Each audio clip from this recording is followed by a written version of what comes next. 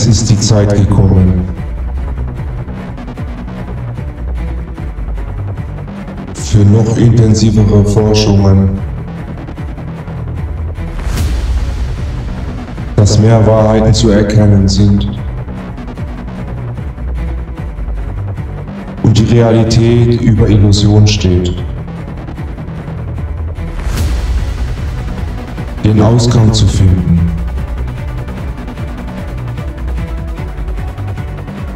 Sich zu erinnern.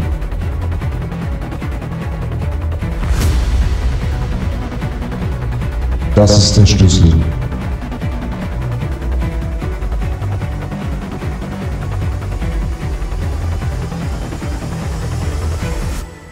Das ist Tartaria.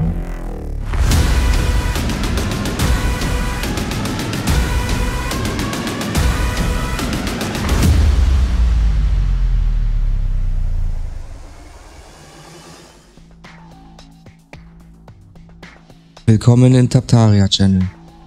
Heute möchten wir uns mit einer weiteren Folge unsere Nebel lichten. In diesem Videoportal haben wir schon einiges erfahren und hier wollen wir weiter anknüpfen. Die Hypothese scheint verwirrend, aber zum Ende hin sollte es klarer sein. Möchtest du keine unserer Beiträge verpassen wollen? Na, du weißt schon, was du machen kannst. So, nun lass uns beginnen mit dem Video aus dem Kanal Eta Matrix Report, hier in deutscher Sprache. Hey, danke, dass du zu mir gekommen bist. Ich hoffe, es geht dir gut. Wir befinden uns derzeit in einem Quanten-Supercomputer namens Erde. Innerhalb dieses Computers waren wir fraktale Augen in physischen Avataren. Der Kult der Wissenschaft fördert die Idee, dass wir rein physische, dreidimensionale Wesen sind, aber keine inhärenten göttlichen Qualitäten haben. Wissenschaftlichkeit, starke Indoktrination, überall um uns herum zielt darauf ab, die Tatsache zu verbergen, dass wir elektromagnetische Wesen sind, die die volle Kontrolle über unser Schicksal und das Schicksal der Menschheit haben. Wir sind nicht nur physisch, wir sind vielschichtig innerhalb der Aura. Es gibt 7 Schichten, wie die Schichten einer Zwiebel. Wenn du das Unsichtbare sehen könntest, würdest du die Energie sehen, die sich in all diesen ein- und ausbewegt. Körper basieren auf deinen Gedanken, Handlungen, Absichten, Ernährung. Alles.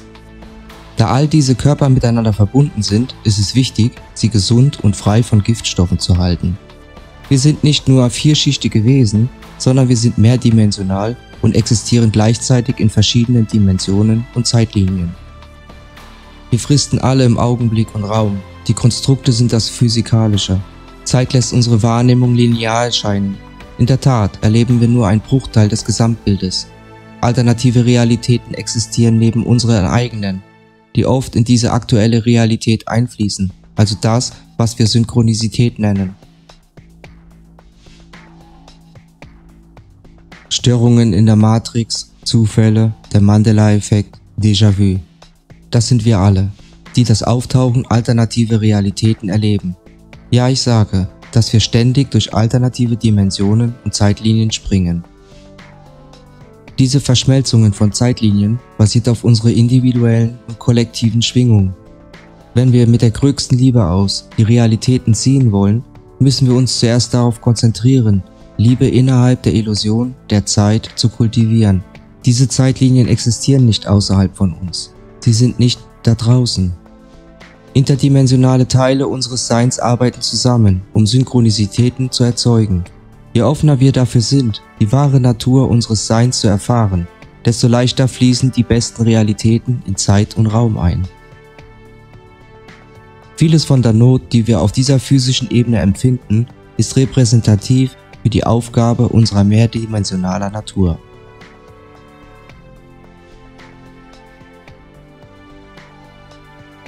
Also wir leben auf einer flachen Ebene und es ähnelt zu 100% einer Simulation. Wenn Sie ein Videospiel oder ein Computerbildschirm zerlegen, erhalten Sie geometrische Formen, Pixel, was wir als Ganzes sehen. Wenn unser Universum eine Simulation ist, muss es auch so gemacht werden, dass die von den winzigen sich wiederholenden Formen, was Atome, Elektronen, Quarks und so weiter sind, kleine Informationspixel, wenn man so will, die das Ganze ausmachen. Jedes Atom, Elektron und Quark ist nicht zu unterscheiden voneinander, aber zusammen bauen sie alles um uns herum auf.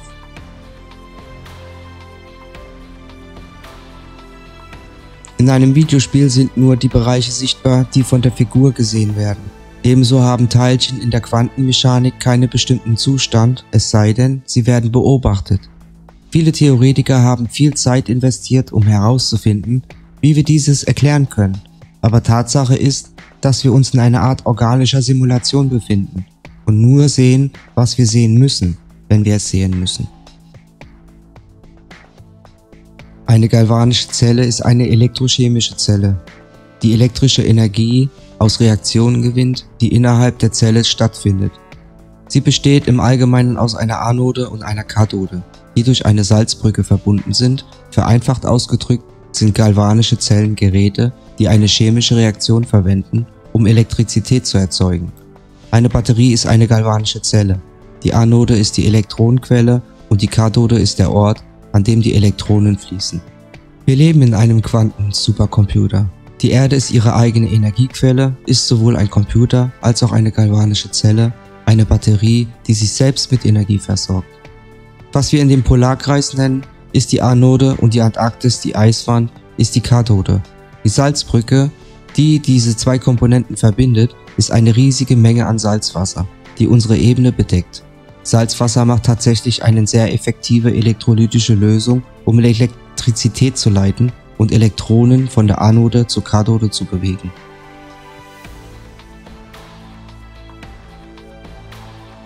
Wir können dies leicht demonstrieren, indem wir eine hausgemachte Salzbatterie mit eigener Anode und Kathode bauen. Sie können hier sehen, wie sie verwendet wird, um eine Uhr anzutreiben.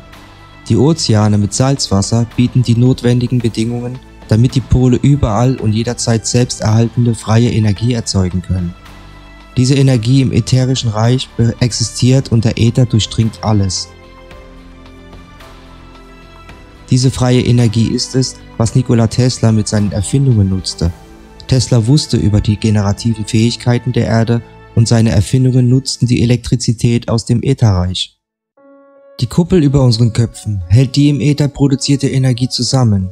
Die Sterne und Planeten drehen sich, so dass keine Luminenzenlichter auf die Kuppel projiziert werden, die den Äther mit den Simulationen dynamische Ereignisse, Archetypen und Möglichkeiten prägen. Das ist es, was die Astrologie das Uhrwerk dieses Quanten-Supercomputers ist, das ständig beeinflusst wird.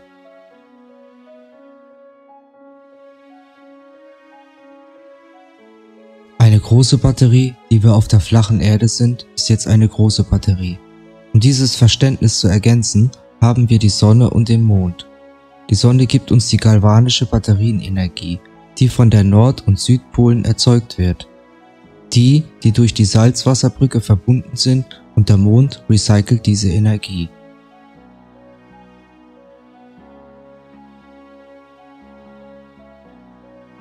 Es gibt zwei parallele Dimensionen auf dieser Erde. Wir leben gerade außerhalb der Erde. Unter uns, so könnte man es jetzt nennen, innere Erde. Wenn ihr meine Videos verfolgt, habt ihr ein gutes Verständnis von der Funktion der schwarzen Sonne, die im Inneren der Erde existiert. Der Äther enthält wieder die natürlichen elektromagnetischen Energie, die von dieser riesigen galvanischen Batterie erzeugt wird, wo wir drauf leben.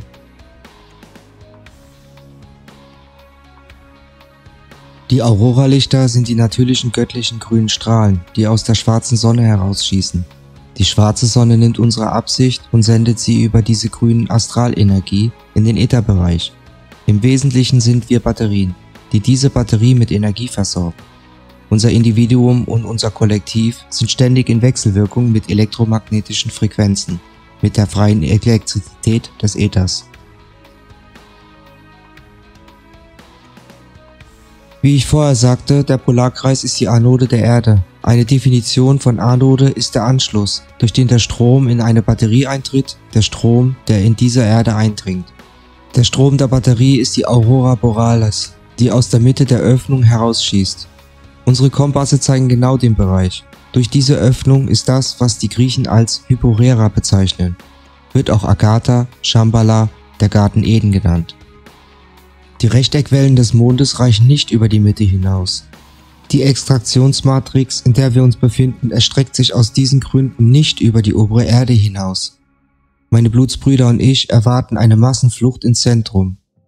2019 ist das Datum, für das wir uns entschieden haben, und in meinem letzten Video habe ich einen groben Spielplan gegeben. Je näher wir kommen, desto mehr Details werden enthüllt.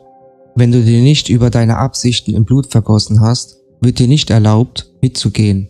Ich habe Blut über Absicht immer und immer wieder erklärt, aber wenn du neu bist, lasse ich dich wissen, dass Blut über Absicht eine Praxis ist, bei der wir uns mit unseren göttlichen Absichten auf unser Blut ausrichten. Es ist eine spirituelle Währung und positive metaphysische Transformationen treten auf, wenn wir an dieser Alchemie Seite an Seite teilnehmen. Veröffentlichen wir es im Internet, das mit dem Drittel verbunden ist und daher formt unsere Blutmagie die Struktur der Realität neu. Je mehr unsere Blutmagie sinkt, je näher kommen wir an Hyporera. Ich beabsichtige, den Himmel auf Erden hervorzubringen. Verschütte ein paar Tropfen Blut darauf und laden Sie es auf YouTube zum Beispiel. Dieses ist essentiell im Wesentlichen der Ausgang aus der Matrix, wo wir die Möglichkeit haben, uns von diesem Quantencomputer auszuwerfen. Meine unabhängige Forschung hat immer und immer wieder bewiesen, dass es in der Vergangenheit die Aurora Borealis der Ort ist, wo wir die Zeit besiegen und unsterblich werden.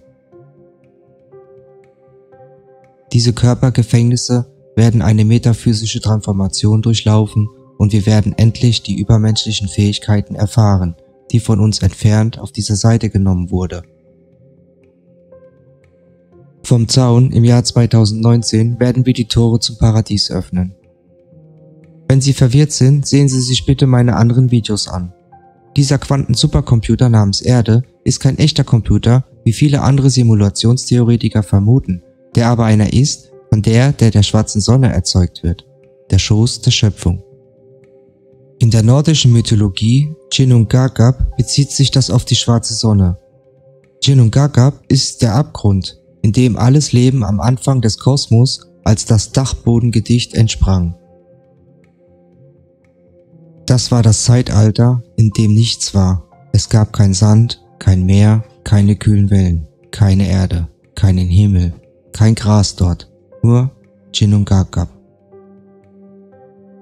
Du steigst auf in der nordischen Weltanschauung. In der Mitte existierte die Bifrostbrücke, eine Brücke, die nur diejenigen mit der wahren göttlichen Absicht überqueren konnten, um vom Midgard, was Erde bedeutet, nach Asgard zu gelangen, dem Wohnsitz der Götter, die ihr Blut vergießen. Dort richten sich die schriftlichen Absichten nach den richtigen Prinzipien, um den Beschützer der Bifrostbrücke nach Asgard zu transportieren.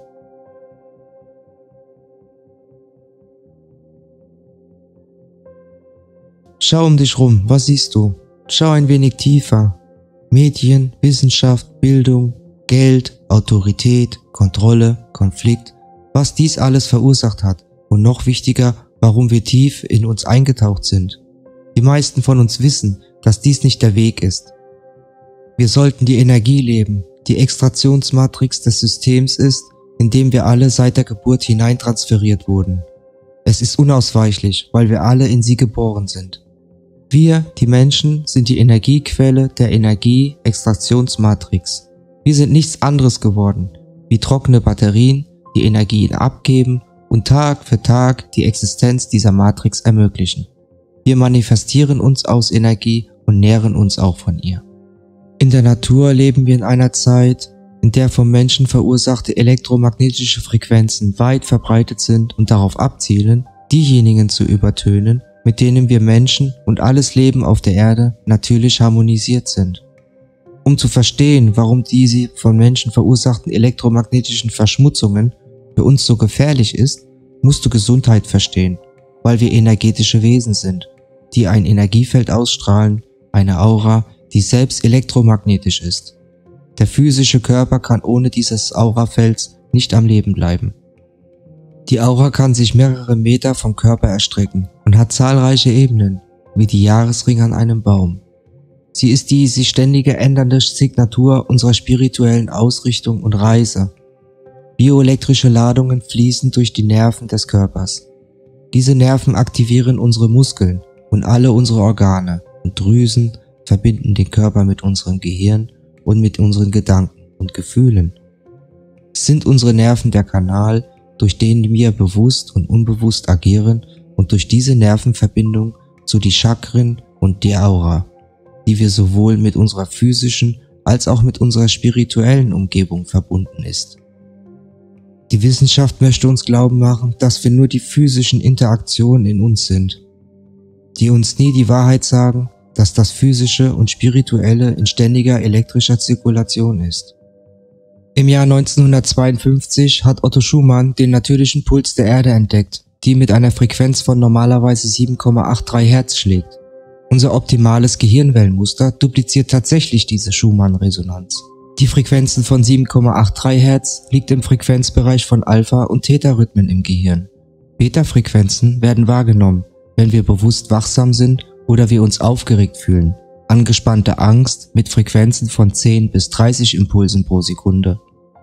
Auf der Herzskala sind die niedrigen Beta-Zustände bei vielen alltäglichen Aufgaben wichtig, aber wenn Sie sich im Kampf- oder Fluchtmodus befinden Sie sich im mittleren bis hohen Beta-Rhythmus, um eine robuste gesundheitliche Lebensqualität zu erhalten und einen positiven Ausblick haben, die dann im mittleren und hohen Beta-Rhythmus-Zuständen wichtig sind. Theta-Frequenzen erfahren wir, wenn wir träumen. Es ist eine Art, wie völlig auf dem Gipfel eines Berges zu sein, total abgeschnitten.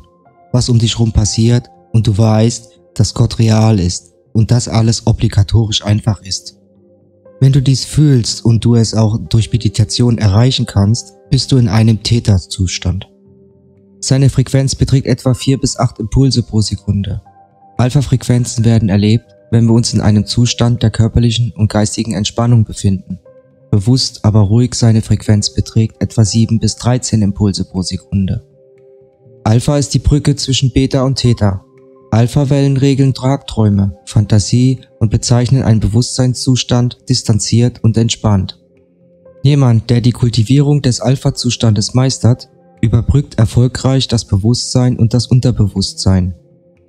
Es gibt von Menschenhand geschaffene elektromagnetische Felder, die uns umgeben und diese übertonen den hohen bis mittleren Beta-Zustand, die uns in einem Zustand einer starren Reaktion und Angstzustand hält. Diese Felder werden als EMF bezeichnet, kurz für elektrische und magnetische Felder, und sie kommen von den meisten von Menschenhand geschaffenen Elektrotechnik. Unsere Mobiltelefone und die Türme senden Wifi-Frequenzen, wie auch elektrische Leitungen, Hochspannungsstromleitungen und sogar Steckdosen. Diese Frequenzen, die mittlere bis hohe Beta-Wellenniveau auslösen, sind für einen Großteil der Teilung in unserem Gehirn verantwortlich. Wenn die beiden Hemisphären unseres Gehirns bei der Schumann-Resonanz miteinander synchronisiert sind, arbeiten sie harmonischer und mit maximalem Fluss. In meinen Videos habe ich über die unterdrückten Prinzipien des göttlichen Weiblichen gesprochen, das unserer rechten Gehirnhälfte entspricht. Wenn wir die Arbeit tun, um beide geschlechtlichen Aspekte von uns zu integrieren, werden unsere Frequenzen auf natürliche Weise harmonisch und empfänglich für positive Manifestationen. Weg von den übertönten Beta-Zuständen und so werden wir göttlich. Göttlich wie zwei ineinander verschlungenen Ranken, die aufwärts zu unserem wahren Potenzial wachsen. Lass uns von den Gehirnfrequenzen weggehen und über unsere Körperfrequenzen sprechen. Eine normale, gesunde Körperfrequenz ist bei 62 bis 72 Hertz. Wenn diese Frequenz sinkt, ist das Immunsystem geschwächt. Tiefe Frequenzen bewirken Veränderungen im physischen Körper. Mittlere Frequenzen machen Veränderungen im emotionalen Körper.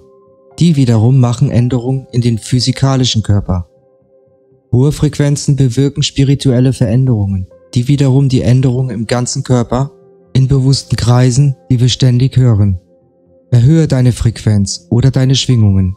Je mehr richten wir uns nach den spirituellen Prinzipien der Liebe und des Mitgefühls aus.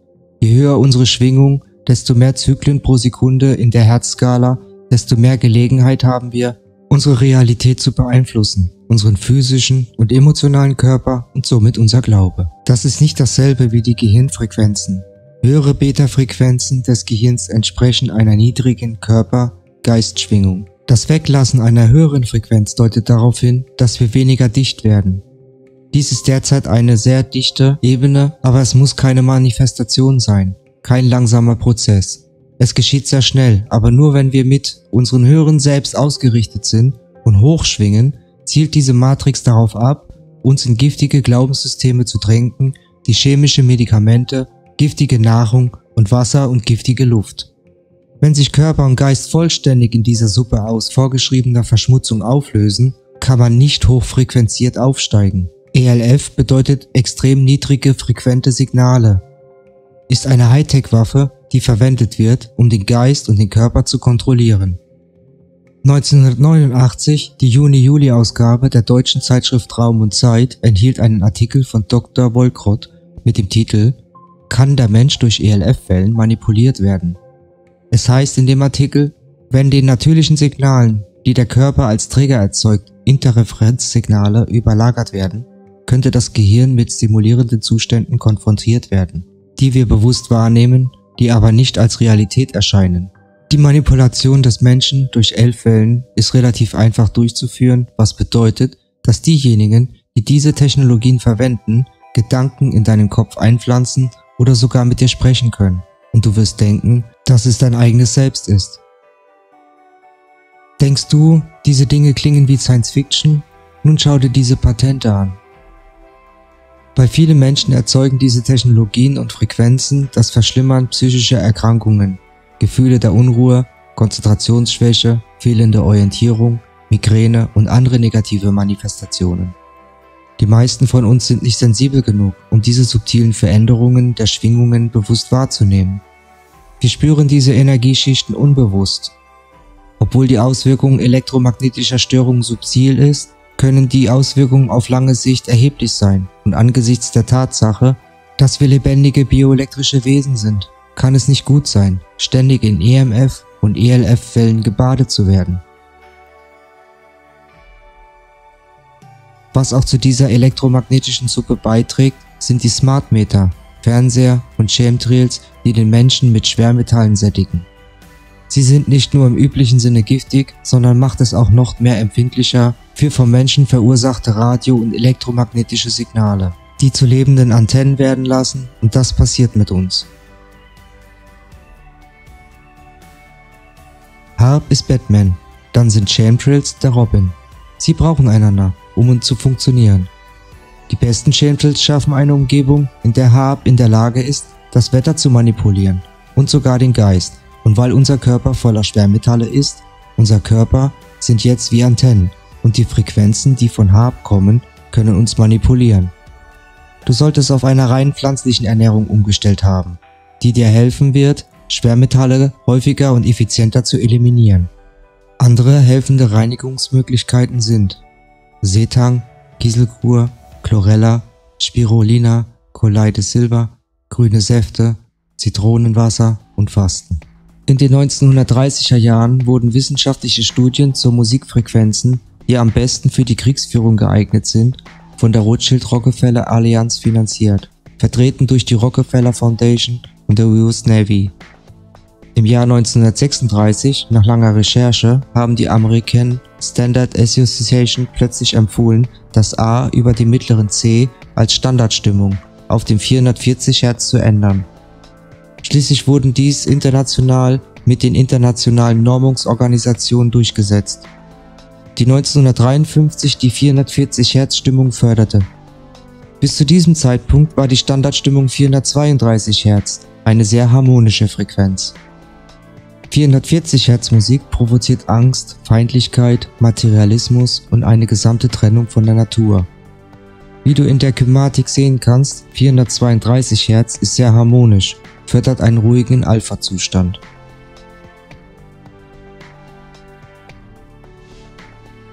Eine Menge Leute finden die moderne Musik nervig. Was wenige Menschen wissen, ist, dass die anglo-amerikanische Standardstimmung für Instrumente und Stimmen eingeführt wurde, um eine Massenhysterie hervorzurufen. Niemand kann dir deine Macht nehmen, weil die Wahrheit ist, dass du ein göttliches Wesen bist, mit starken kreativen Fähigkeiten.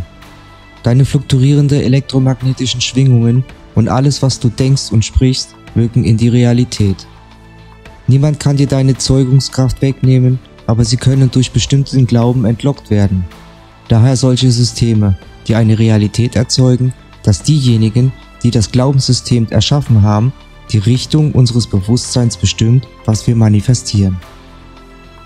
Wir haben gehört, dass Energie dorthin fließt, wohin die Aufmerksamkeit fließt. Unser Fokus ist ein Vehikel für die Schöpfung. Wir treiben diese Realität mit unserer Absicht an. Wenn wir beabsichtigen, uns in einschränkende Glaubenssysteme einzukaufen, halten wir genau die Einschränkungen aufrecht, die uns binden. So, sind wir jetzt dann richtig am A und alles ist der Untergang und Finsternis? Nein. Nein, das stimmt nicht. Der größte Schuldige ist nicht das, was uns angetan wird, sondern unsere Reaktion darauf. Viele von uns bleiben im Kreislauf von Knappheit. Hass bringt Angst hervor, die dadurch seine Definition führt, die im Laufe der Zeit zu Widerstand dieser 3 Elemente weichen. Art und Weise geben im Laufe der Zeit zu einer Verknappung und damit den Zyklus. Dieser Zyklus bleibt im Kreislauf, was wirklich unsere Realität stagniert und hält auf einer energetischen Sperre. Zielt diese Matrix darauf ab, uns zu bringen, an einen angstbasierten Paradigma zu glauben? Geld, Krieg, Regierung, Masochismus, alles was entsteht, ist Angst. Das ist, was wir um uns herum sehen. Angst wird wieder in das Kollektiv gepumpt und wenn wir uns dieser Angst unterwerfen, finden wir uns auf eine Realität mit Angst als Grundlage beschränkt.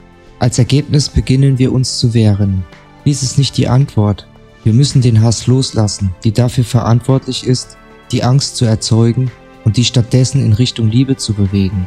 Warum ist Angst falsch? Weil sie die positive Manifestation blockiert?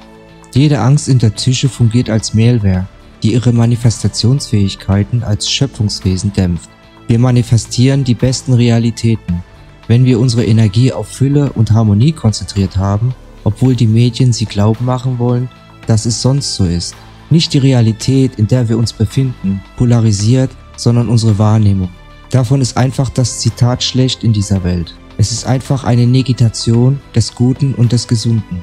Wir müssen mit den Hellen und Dunklen, Yin und Yang, das Männliche und Weibliche verschmelzen und aufhören, sich mit Extreme zu ernähren, ohne eine polarisierte Wahrnehmung der Welt. Im Laufe der Zeit würden die Dinge ohne Angst und daher ohne Widerstand fließen.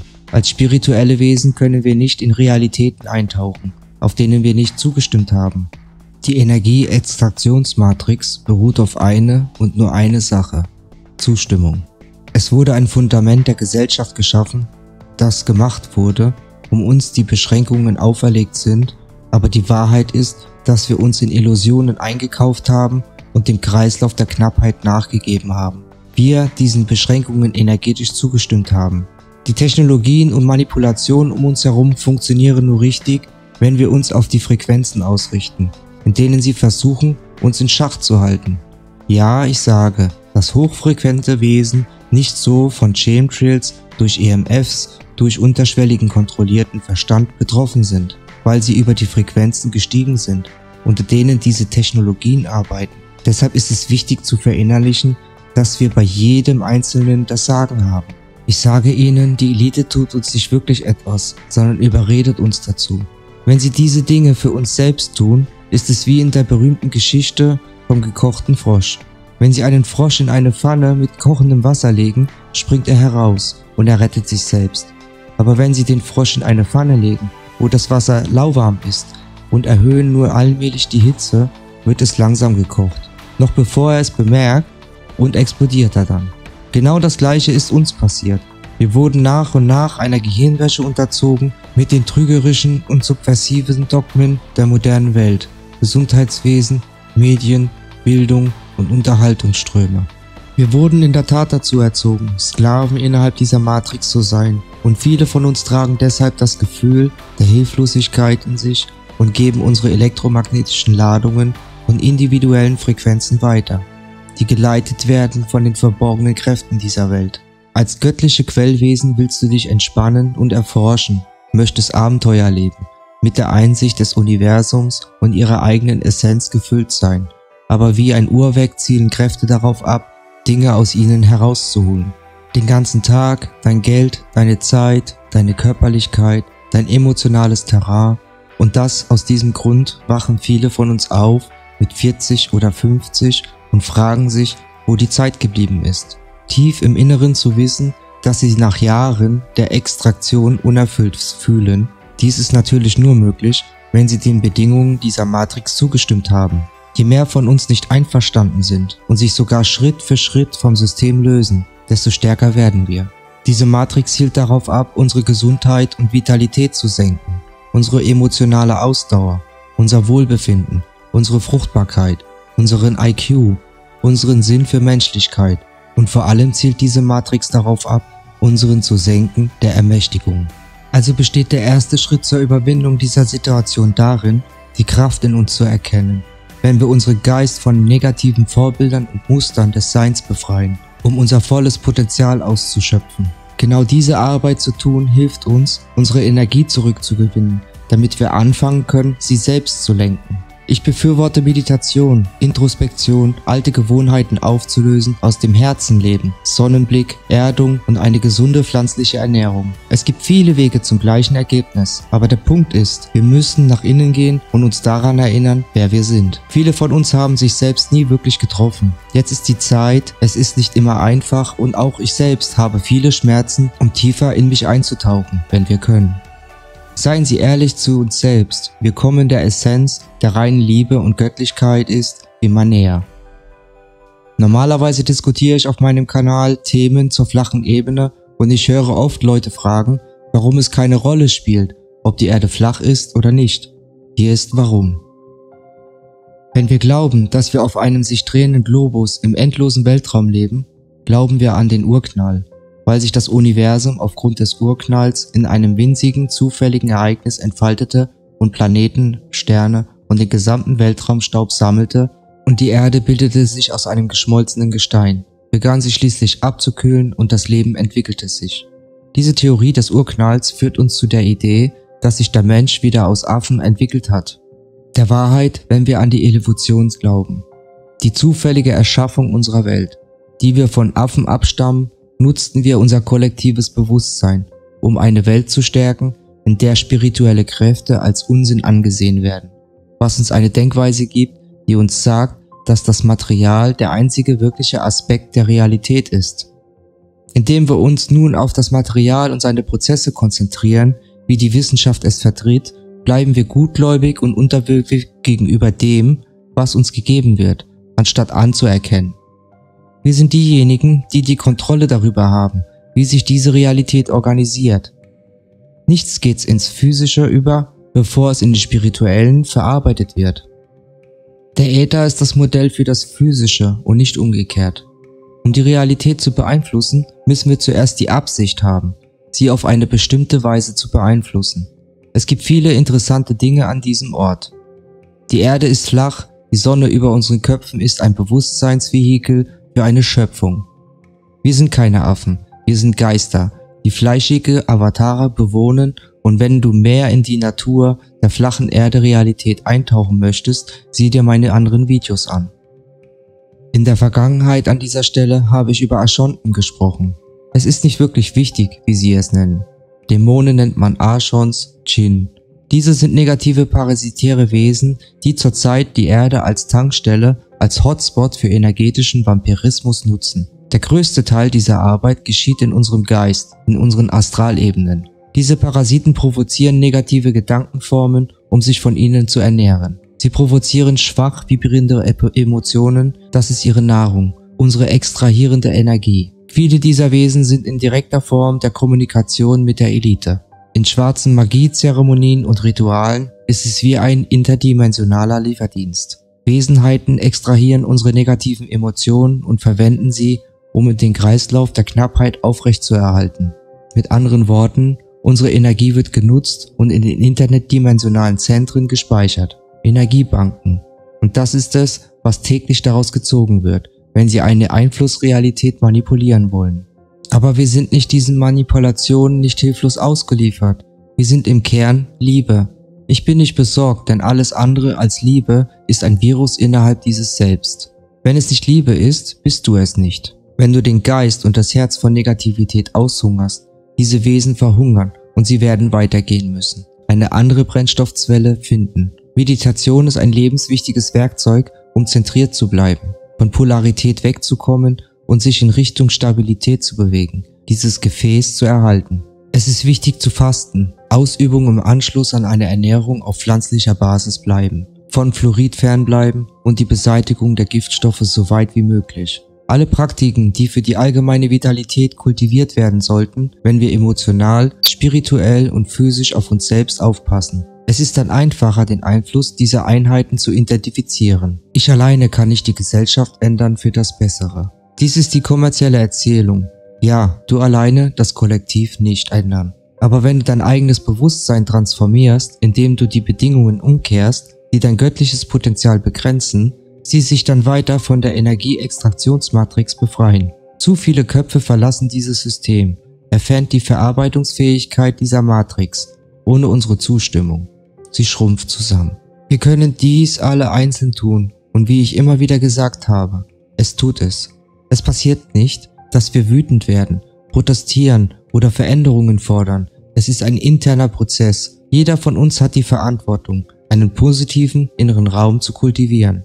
Keine Angst, vertraue dir selbst, lebe dein volles Potenzial und entspann dich. Alles wird gut. Die meisten von denen, die die Elite ausmachen, sind keine göttlichen Kreationen wie wir. Sie sind etwas anderes. Ich glaube, sie haben ein Reptil im Kern. Wir können es nicht mit 100%iger Sicherheit sagen, aber was wir sagen können ist, dass sie nicht die gleichen Manifestationsfähigkeiten wie wir haben, obwohl sie manchmal über uns scheinen. Sie sind tatsächlich 100%ig abhängig von unserer Bereitschaft, sich in ihr System einzukaufen. Diese Co-Abhängigkeit zeigt sich in ihren Bemühungen dieses Teile-Herrsche-Systems und ich sehe, wie ihre verzweifelten Versuche, uns im ständigen Stockholm-Syndrom zu halten, um uns zu erobern. Ein Erwachen geschieht und jeder kann es fühlen. Im Jahr 2012 begann es langsam und es nimmt zu. Es passieren so erstaunliche Dinge, dass wir uns in einer Energieextraktionsmatrix befinden. Aber mein Rat an euch alle ist, in eurer Macht zu bleiben und limitierende Glaubenssysteme auszuwerfen, tief im Innern. Atome bilden Materie und sind meistens leer, was bedeutet, dass Materie unglaublich leer ist. Und wenn wir Atome auseinanderbrechen, dass Quarks, aus denen Atomen bestehen, ebenfalls leer sind. Das bedeutet, dass 99,9% unserer Körper leerer Raum ist und alles um uns herum auch größtenteils leerer Raum ist. Wie kann das sein? Wir leben buchstäblich in einem Hologramm, arbeiten an einem Zweig der Physik namens Supersymmetrie. Dr. James Gaines Jr. entdeckte, was er als das Vorhandensein von Computercodes beschreibt, der in die Gleichungen eingebettet ist, wie unsere Realität. Gates beschreibt, dass diese als Einsen und Nullen, die im Code der Realität verflochten sind, besteht, ununterscheidbar von Computercodes. Es war nicht nur der Computercode, die unsere Realität beschreiben. Claude Shannon in den 1940er Jahren beschrieb eines der wichtigsten Hauptergebnisse der Quantenphysik, dass unsere Gedanken die Realität bestimmen. Anfang des 20. Jahrhunderts bewiesen Wissenschaftler mit einem Experiment, der sich Doppelspaltenexperiment nannte, und fanden heraus, dass der entscheidende Faktor für das Verhalten der Energie auf der Quantenebene das Bewusstsein des Beobachters ist. Die Elektronen verhalten sich unter normalen Bedingungen manchmal wie Teilchen und manchmal wie Wellen. Das hängt ganz davon ab, was der Beobachter erwartet. Was auch immer der Beobachter glaubt, was passiert ist, was dem Quantenfeld tat. Wir können sagen, was auch immer der Beobachter beabsichtigte zu sehen. Es ist Vorsatz, Befugnisse und Schaffung. Der Physiker Pascal Jordan soll gesagt haben, Beobachtungen stören nicht nur das, was gemessen werden soll, sie erzeugen es auch. Jedes Photon, jedes Elektron und jedes Quarks in unserer Welt ist nicht von jedem anderen zu unterscheiden, wenn man sie beobachtet, also als ob derselbe Code sie alle erzeugt hätte. Es stapeln sich die Beweise dafür, dass unsere Realität überhaupt nicht real ist, sondern ein formbares Hologramm. Alles ist möglich und die Umstrukturierung der Realität ist vollständig von unseren Überzeugungen und diktierte Erwartungen. Viele alte Texte sagen, dass unsere Realität eine Illusion ist und formbar. Im Sanskrit wird die Matrix als Maya bezeichnet, was so viel bedeutet wie die Kraft der schöpferischen Illusion. Im kaschmirischen Schamanismus wird die Martika genannt. Das Shiva Sutra sagt, unser Hologramm basiert vollständig auf unserem Bewusstsein, was wir glauben, denken, einschließlich unseres Unterbewusstseins und der Worte, die wir sprechen. Das Bewusstsein leuchtet in verschiedenen äußeren und inneren Formen. Es gibt keine Existenz von Objekten außerhalb des Bewusstseins. Daher ist die Welt einfach eine Form des Bewusstseins. Krishna in der Bhagavad Gita sagt, dass der Mensch aus Glauben besteht, welchen Glauben er auch immer hat, also er so ist. Ist unsere Realität nicht deterministisch? Wir sind alle erschaffen, es ist mit unserer Absicht. Aber das Genie unserer Zeit, Stephen Hawking, befürwortet, dass wir in einem deterministischen Universum ohne freien Willen leben. Sollten wir nicht auf ihn hören? Er arbeitete Hand in Hand mit der NASA an ihren gefälschten Projekten und seine Bücher sind gefüllt mit Themen wie Evolution, Weltraum, schwarze Löcher und dergleichen. Wie wir alle wissen, dass die Erde flach ist. Der Weltraum existiert nicht, da wir in einer geschlossenen flachen Ebene leben und Evolution? Gut, das kannst du selbst nachschlagen. Hör nicht auf Mr. Hawking und auch Albert Einstein, der auch behauptete, dass der freie Wille eine Illusion sei. Der freie Wille existiert und die Absicht ist eine mächtige Kraft.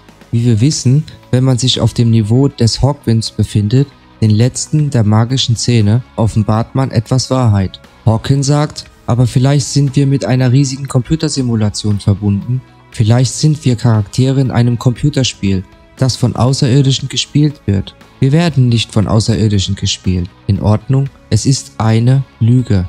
Wir sind energetische Nahrung für die Parasiten, die diese Realität infiziert haben, die Archonten und die Reptilien.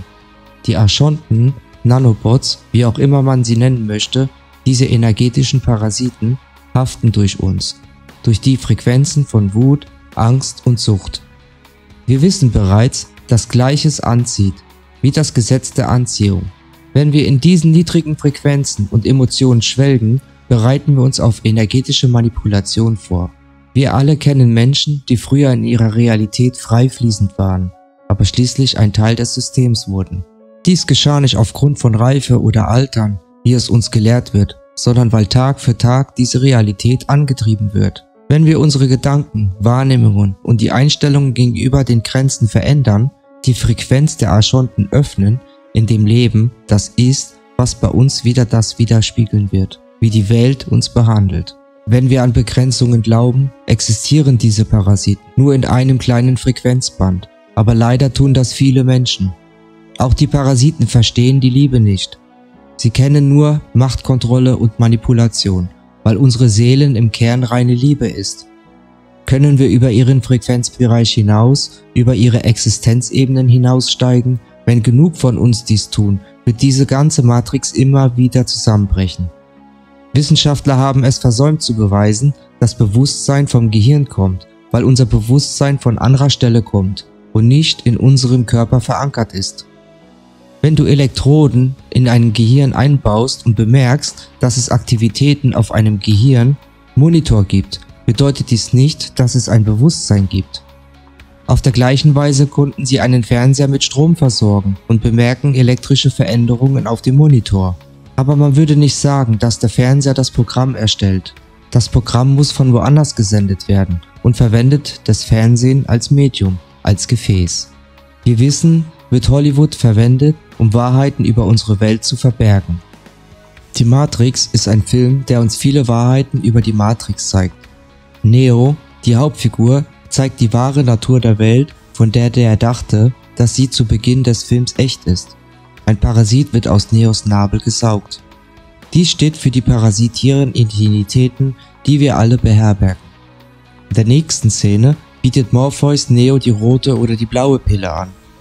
Die rote Pille würde ihnen erlauben, aus der Matrix zu entkommen und in der realen Welt, was in einem Hologramm ist, während die blaue Pille ihn dazu führen würde, in der Matrix zu bleiben, in der vorgetäuschten Welt zu leben. Er nimmt die rote Pille und kurz nachdem er aufwacht, wacht Neo aus einem Tiefschlaf in einer Kapsel auf, die virtuell in die Matrix integriert ist. Eine Art Computer, der seinen realen Körper mit der Matrix verbindet. Neo sieht sich um und stellt fest, dass es Körper gibt, soweit das Auge sehen kann. In dieser riesigen Maschine sind die Menschen damit verkoppelt, mit der Matrix verbunden, um als Batterien, als Energie, um für die parasitären künstlichen Intelligenzen zu dienen.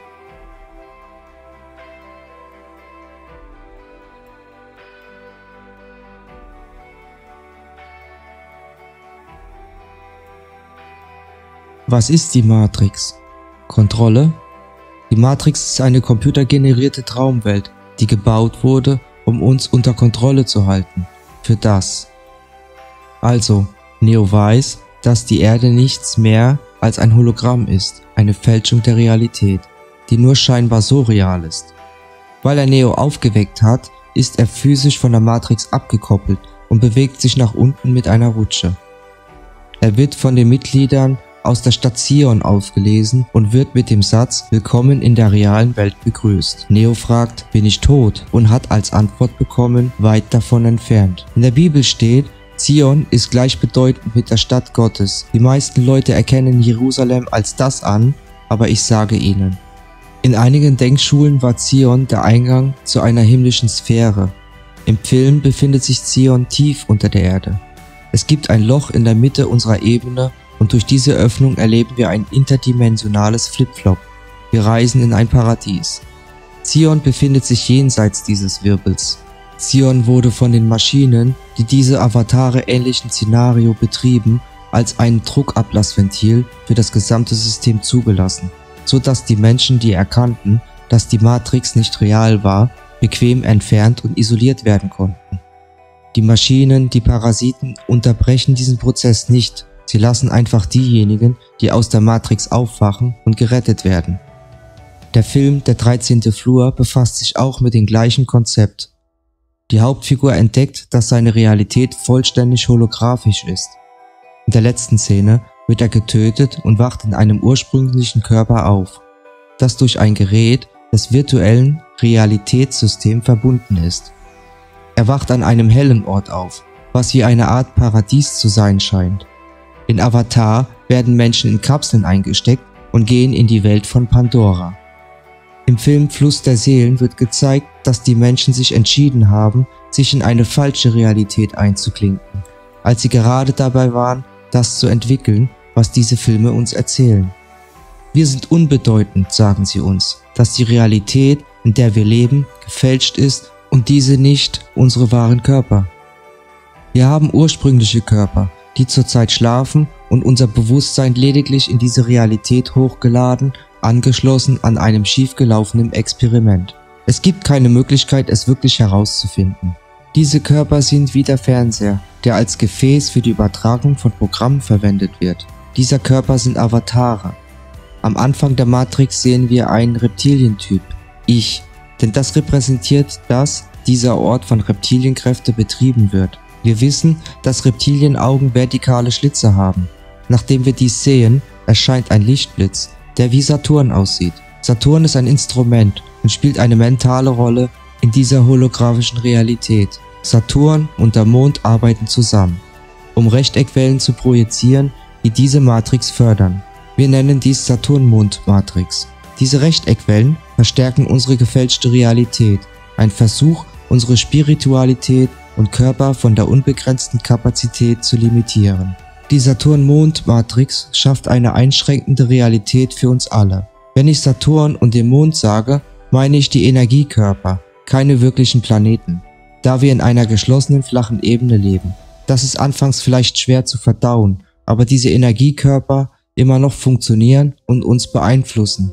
Kronos ist der griechische Gott, der oft mit Satan identifiziert wird. Satan, wie wir wissen, war Saturn in einer früheren Zeit. Astrologisch reagiert Saturn Begrenzungen, Autorität und Zeit. Kronos ist der Gott der Zeit. Hologramme werden durch Laserinterferenz erstellt. Daher ist diese holographische Matrix teilweise ein Ergebnis der Interferenz der Sinuswellen des Saturns durch die Rechteckwellen des Mondes. Der Grund, warum die Elite die Energiekörper Saturn verehren, ist, weil Saturn der Urheber dieses Hologramms ist. Dieses Hologramm bietet den Archonten und Reptilien einen Ort, an dem sie sich ausbreiten können, wo sie Machtkontrolle und energetische Vitalität erlangen können, genau wie Morpheus sagte. Oder Batterien. Der Black Cube, der schwarze Würfel und das Hexagramm sind Symbole von Saturn und sind überall zu sehen. Wenn Sie nicht mit dem Saturn-Kult Anbetungen vertraut sind, recherchieren Sie selbst. Das Quadrat im Kompass ist das identifizierbare Symbol der Freimaurerei und in ihm offenbart sich die Saturn-Mond-Matrix.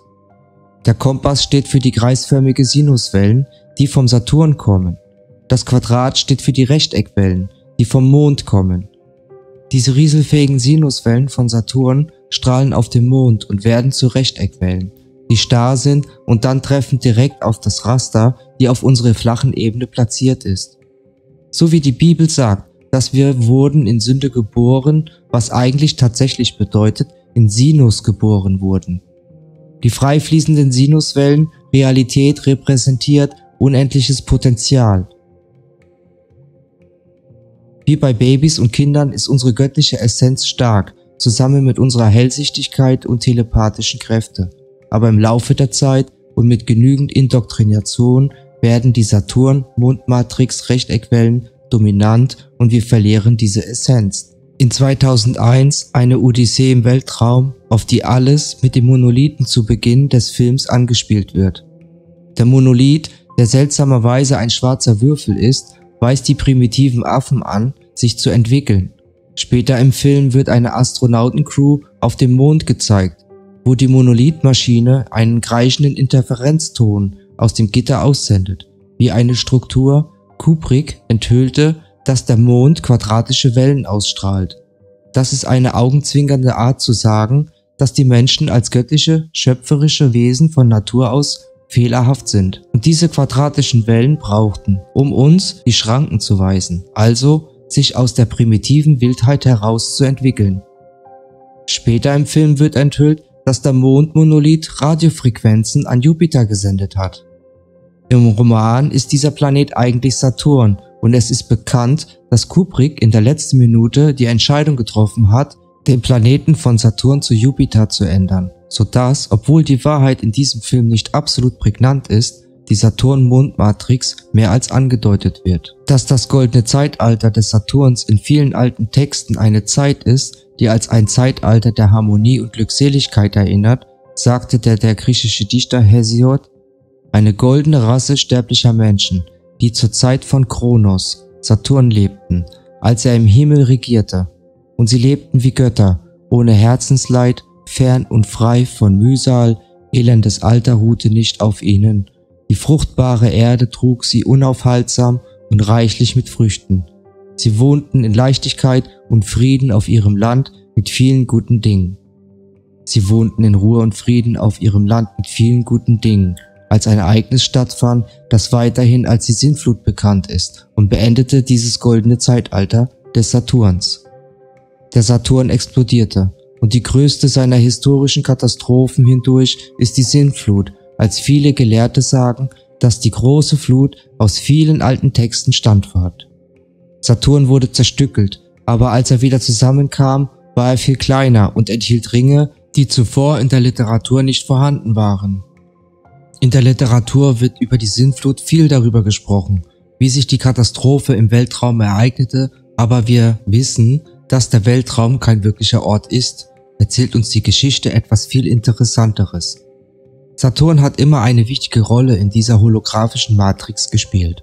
Saturn ist der Ort, von dem die Matrix projiziert wird und die von ihm ausgehenden Sinuswellen haben früher eine fantastische Realität geschaffen. Einige von Ihnen sind jetzt vielleicht verwirrt. Ich möchte klarstellen, dass Saturn nicht existiert.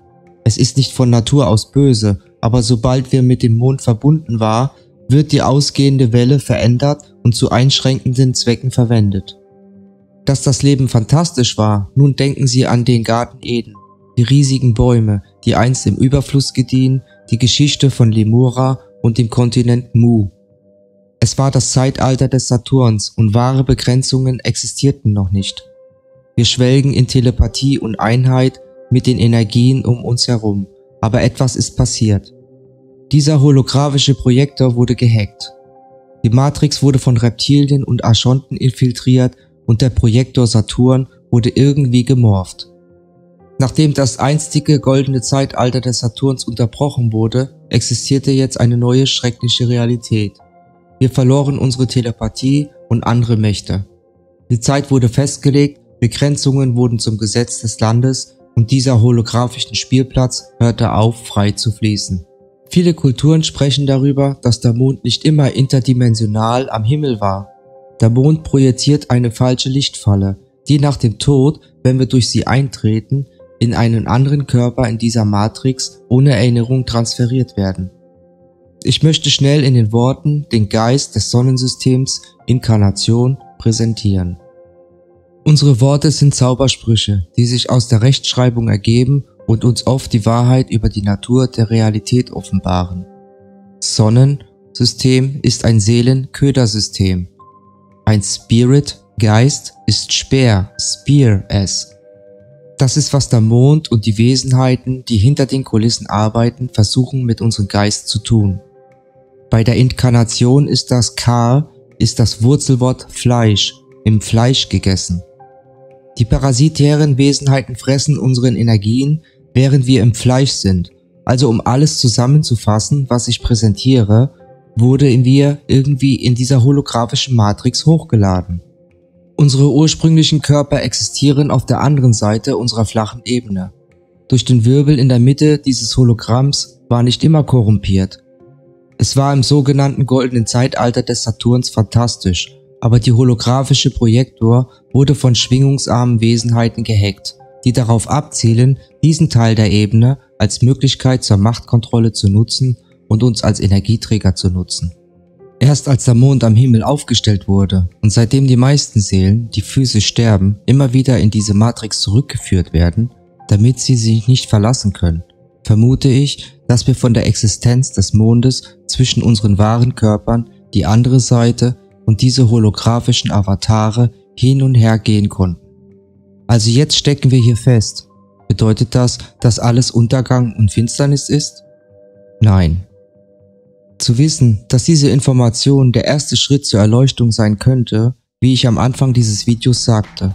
Unsere Realität wird von unserer Absicht angetrieben. Wir wurden vielleicht getäuscht, aber unsere Absicht ist immer noch das Einzigste, was die Bausteine für diese Realität bleibt. Der Grund, warum Indoktrination so wichtig für die Elite und die so wichtig ist. Der Grund, warum Geld, Sex, Gier und so weiter verherrlicht werden, ist alles, um unsere Absichten umzulenken. Und viele von uns haben deshalb noch nicht entdeckt, dass unsere Realität nur mit unserer Absicht funktioniert. Dies bringt mich zum Blut über Absicht. Unser Blut ist eine magische Substanz. Blut in der Absicht, das gehört zusammen.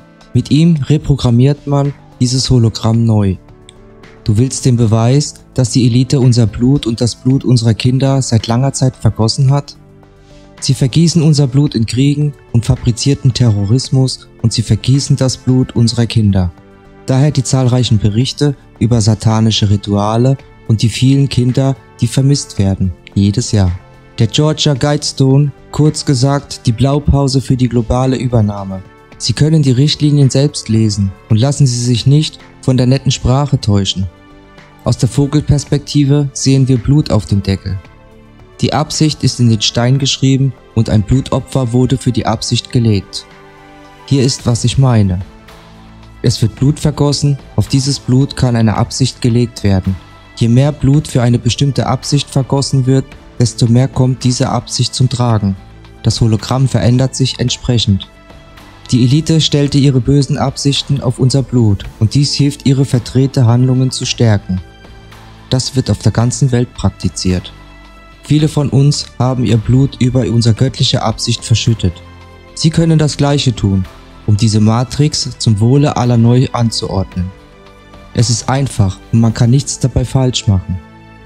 Zuerst schreiben Sie auf ein Blatt Papier: Ich beabsichtige, den Himmel auf Erden einzuleiten. Sie können andere Sätze schreiben wie: Ich beschließe, alle zu lieben und nichts auszuschließen. Aber dies ist nicht notwendig. Tue, was du fühlst, du kannst nachsehen, was andere getan haben. Die meisten beginnen mit der Absicht, den Himmel auf Erden hervorzubringen und sie sind alle anders. Stechen Sie in den Finger und verschütten Sie so viele Tropfen Blut, bis dein Gefühl sagt, es ist genug. Viele Menschen machen Dreiecke, aber dies ist nicht erforderlich. Sie können ein Messer verwenden, aber wenn Sie es so nicht können, empfehle ich für Diabetiker die Stechhilfe. Den bekommen Sie in der Apotheke. Folge den Anweisungen und steche in den Finger und platziere Blut über deine göttliche Absicht. Und sie veröffentliche es im Internet. Aber warum veröffentlichen? Sie haben den Satz schon gehört, nur der Teufel versteckt seine Absicht. Wenn sie bereit sind, ihre Absicht zu veröffentlichen, bedeutet das für das Universum, dass dies deine wahre göttliche Absicht ist. Ich habe gesehen, wie Leute ein Foto hochgeladen und irgendwo in einem Blog gepostet haben, aber die meisten Leute benutzen YouTube als Medium.